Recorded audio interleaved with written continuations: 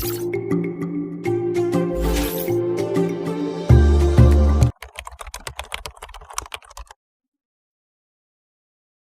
Sanaya. I recently graduated from the American Embassy School. I got a 34 on my ACT, a 790 on my math subject test, and a 730 on my literature subject test. I was accepted to the University of Chicago under Early Decision 2, where I want to double major in economics and psychology.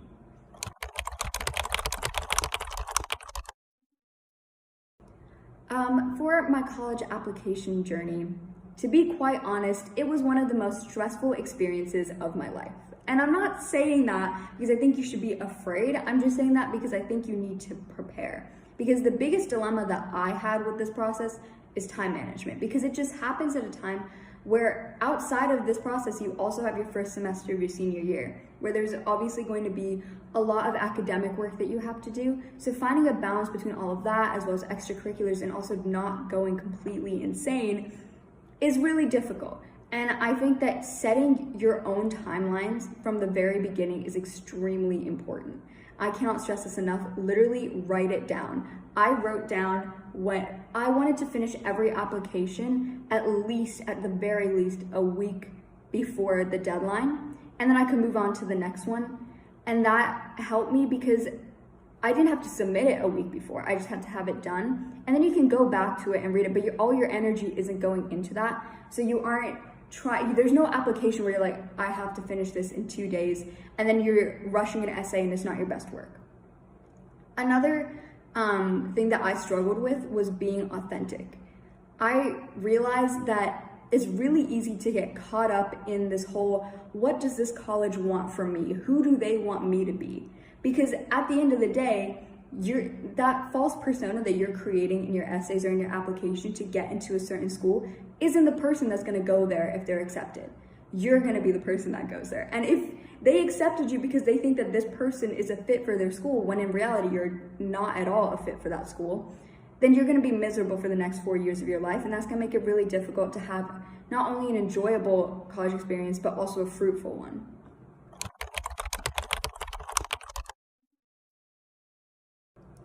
Some tips that I would give to students aiming to get into their dream college is to not have a dream college. I'm not saying don't reach and apply to some reach schools, don't think about some schools that you really want to go to. Of course, that's natural, that's going to happen, but I think it's so easy to get sat on one school so much that it kind of goes hand in hand with the time management thing. You want to put all your time into this one application. You want to structure your entire application to fit this one school because you think this is the place where you absolutely have to go. Otherwise, you're not going to be happy. And sure, maybe you'll be happy at that school, but that's not the only school in the world where you're going to be happy.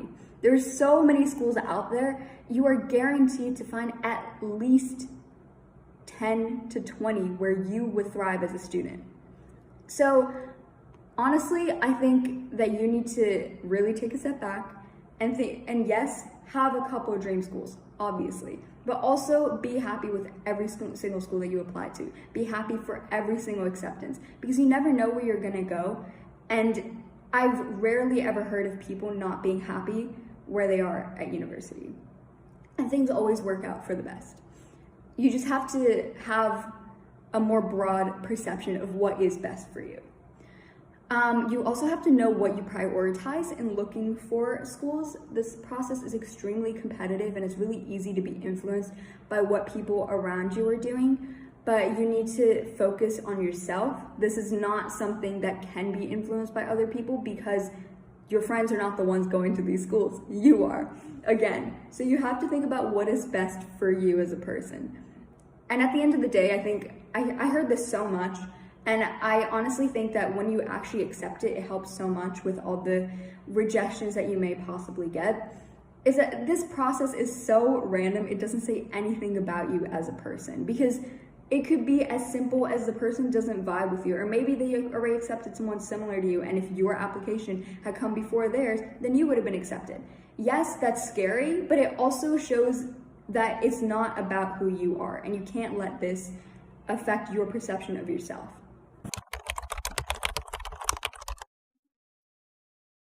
For my ACT and subject test journeys, what really helped me was realizing that I had ownership over my own process and I didn't have to be influenced by what other people were doing, because as much as it seems like it's such a rigid thing, like you have to get your ACT done, you have to get your subject test done, you have a lot of room to change things according to your own schedule. For example, I took my ACT right after 10th grade, and I know a lot of my peers took it in 11th grade or even 12th grade, and sometimes I would think, oh, maybe I should have done it a little bit later, and maybe that would have helped, maybe it wouldn't have. But for me, it was doing it after 10th grade was the right time, because I knew that there were other things I had to do with my time in 11th and 12th grade.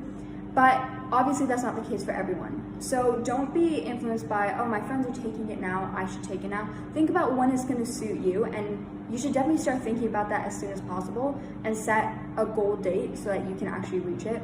And so you're not frantically struggling to get in a test before college applications, because you don't want to be taking the SAT or ACT during that time, because it's extremely stressful to add all of that as well.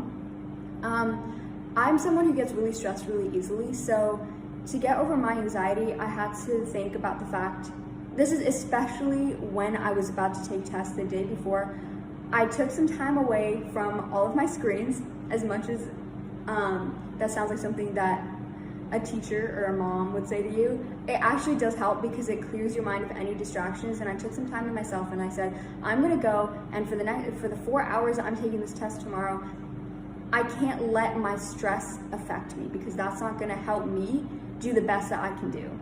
So I would clear my mind, think through all of my anxiety and what I was stressed about logically the night before, so that I could go into the test with a clear head. And that really, really helped, because you have to be in the right mindset to be able to sustain yourself for those 4 hours and not have your mind wandering in all these different places because you feel really anxious while you're taking the test.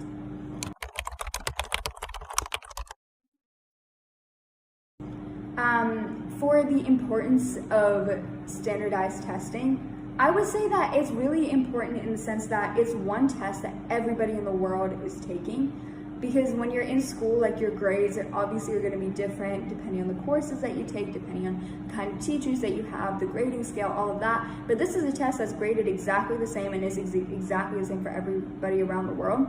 So yes, it's important. It's important for colleges to be able to compare you. But obviously, I would think that you should put in as much effort as possible to do the best that you can do, but also set goals for yourself. Don't let other people set goals for you. If you know that there's a score that you want to get that is actually attainable for you, then set that goal for yourself. But also don't limit yourself.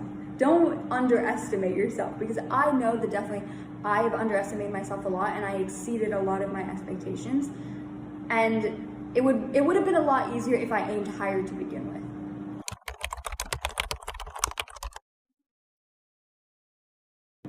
As for Tutela and how Tutela helped me throughout this process, words can't describe how much Tutela has supported me since 10th grade.